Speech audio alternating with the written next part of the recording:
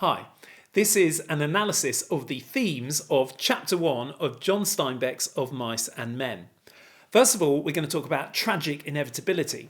Then we're going to talk about cycles. Then we're going to talk about human carelessness and destructiveness. Then we're going to talk about the way humans can keep going by dreaming. And finally, we're going to talk about the importance of friendship and compassion for humans to carry on.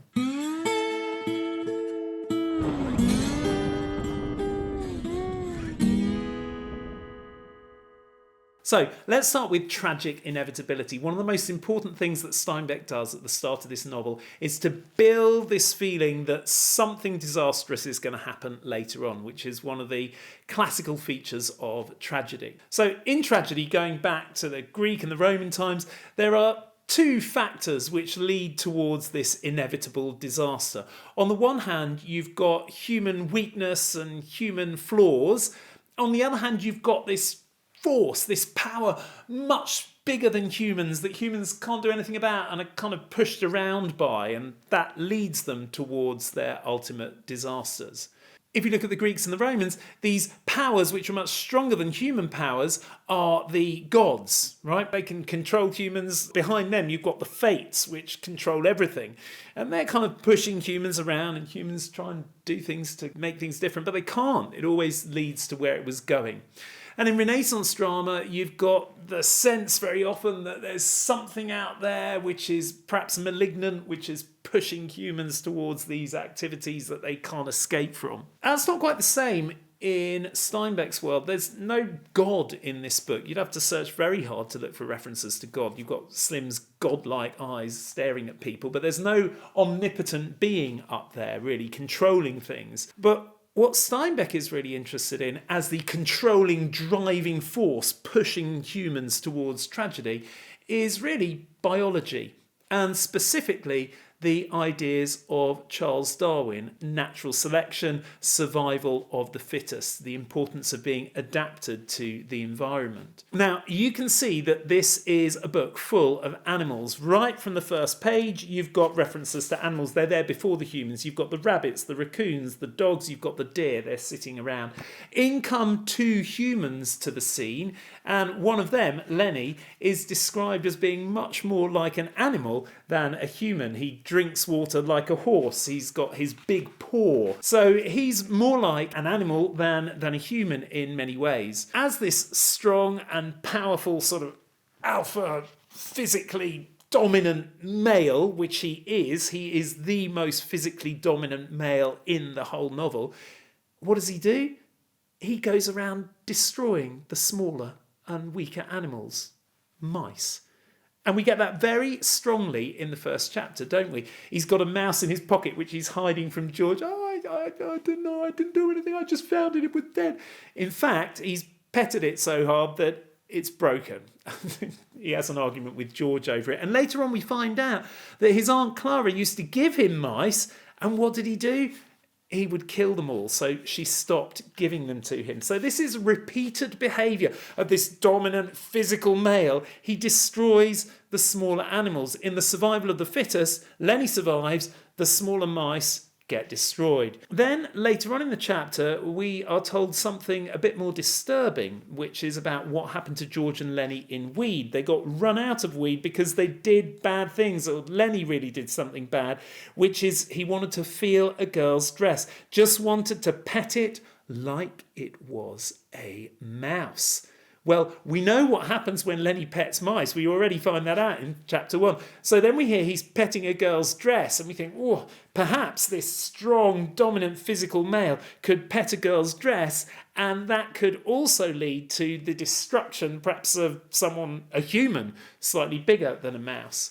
So we get this idea that Lenny is in this repeated pattern of harming smaller animals, and that he has hurt a woman before, and that he always gets them into trouble, so that there's this sense that there's going to be this kind of cycle of behaviour from Lenny, who represents this physically dominant male. And that builds this sense of tragic inevitability. Something bad is going to happen. And George even says that towards the end of the chapter, doesn't he?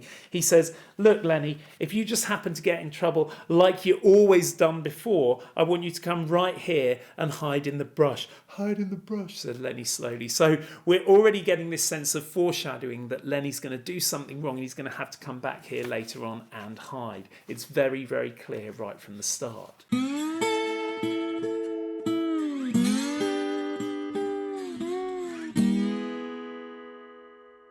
Let's move on now and talk about cycles. This really links to tragic inevitability because it's a novel which also sets up the idea of cycles from the very first lines. The willows are fresh and green with every spring, right? It talks about the yearly cycles, and we kind of cycle back to these descriptions of the natural environment at various points during the first chapter.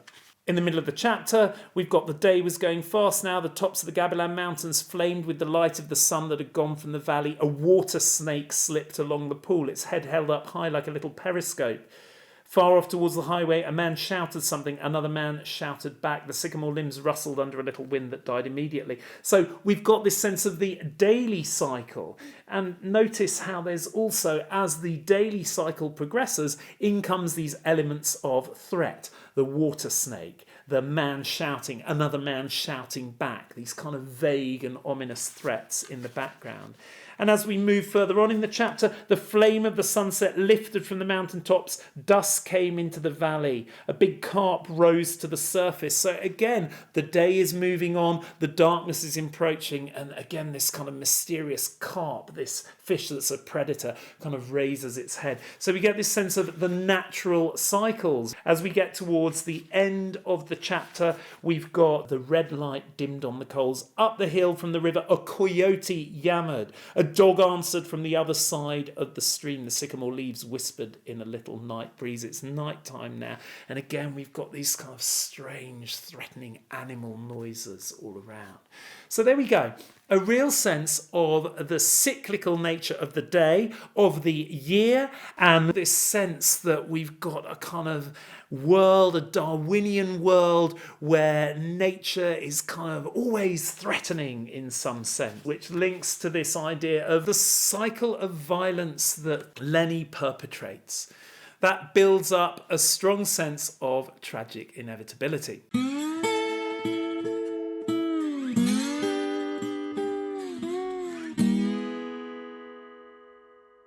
So what about the humans in this environment of Darwinian survival of the fittest?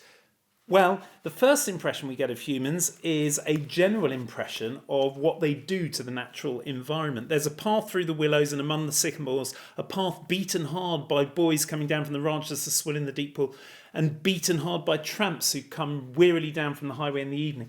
Beaten hard. Humans beat the natural landscape. They're quite destructive figures. And then there's an ash pile made by many fires. The limb is worn smooth by men who've sat on it. Ash reminds us of death, and it also is another image of humans destroying the natural environment. The bus driver doesn't seem very nice, does he? George gets angry. The bus driver dropped them off 4 miles away. He just didn't really seem to care or to have George and Lenny's best interests in his heart at all, did he? So that's another sort of example of the kind of carelessness of humans. They are selfish, they are careless.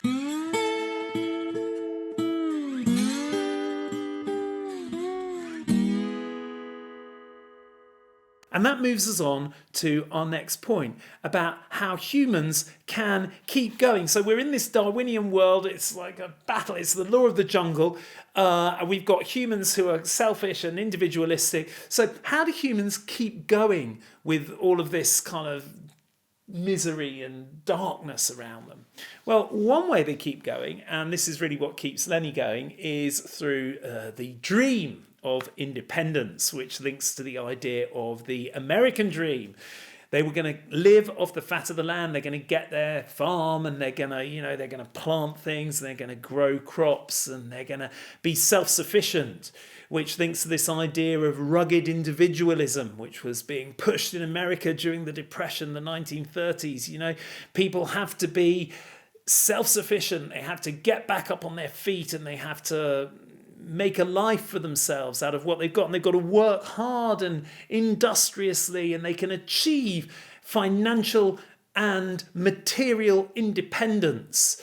And that's very important for Lenny and kind of for George, but really it's Lenny who wants to hear this dream, doesn't he? And he wants to hear George repeating this dream. George's voice became deeper. He repeated his words rhythmically as though he'd said them many times before. Guys like us that work on ranches are the loneliest guys in the world. They got no family, they don't belong no place. He's kind of reeling it off. It's like a chant that keeps Lenny and him going. But really, it's just a dream, isn't it? It's another kind of cycle. We were talking earlier on about the cycles that are really obvious in this novel. And this cycle is the repeated cycle of, we can achieve the dream, we can achieve the dream. But George knows it's not really true, doesn't he? And he angrily cuts it off. Nuts, he says. He took out his pocket knife. I ain't got time for no more. He drove his knife through the top of one of the bean cans, sawned out the top and passed the can to Lenny. He knows this dream won't happen and he violently cuts it off there. But Lenny still believes in it and needs it to keep going. So there's this tension in the novel between this cycle of repeatedly wanting the dream to happen and then realising it's not going to happen. And you'll see that repeated time and time again through the novel.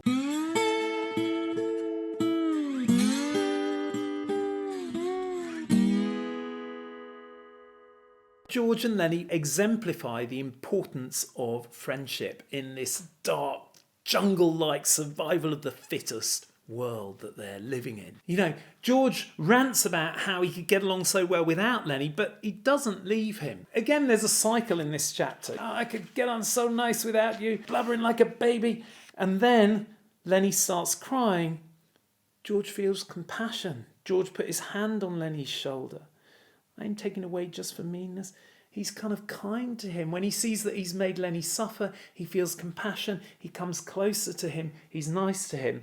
But then he gets angry again and he starts talking about, I could get on so nice without you. I want to put you in a cage. But then he looks ashamedly at the flames. He realises he's been nasty to Lenny. And he actually says, I've been mean, ain't I? And they come close together. And so, again, very interesting, all these cycles that are in this first chapter. Another cycle is this kind of rising anger of George's when he's like, I wish I could get out of this situation. And then this compassion that comes to him and brings him closer to Lenny. And what Steinbeck really is showing us is that, in fact, this dream, well, that's just a dream. It's a fantasy. It looks quite ridiculous, doesn't it? When George makes it look ridiculous by saying, we can have all different colours of rabbit, red ones and blue and green rabbits, millions of them. He just recognises it being ridiculous. But in fact, what's real, what can be achieved in little moments is compassion, which draws people together and creates friendship and bonds. And Steinbeck shows you right from chapter 1 that that's much stronger and more achievable and more important than these dreams. The end of the chapter, on the final page of it, is the ridiculousness of the dream, but actually the calmness of the relationship between George and Lenny as they're getting ready to go to sleep in the night time. They've reached this point of equilibrium where George has remembered the importance of their friendship. And Steinbeck has showed us, after quite a fraught and occasionally violent chapter, that friendship and compassion is actually quite peaceful and brings something much more pleasant and much more nurturing to this dark world that they're living in. If you like this video, do subscribe to my channel. I'm going to be making videos on the themes and the characters for all the chapters of Mice and Men. So if you want to find out when I'm going to publish my next video, or when I have published my next video, click on the alert button, the little bell, and you will get a notification to tell you that I've published my next video.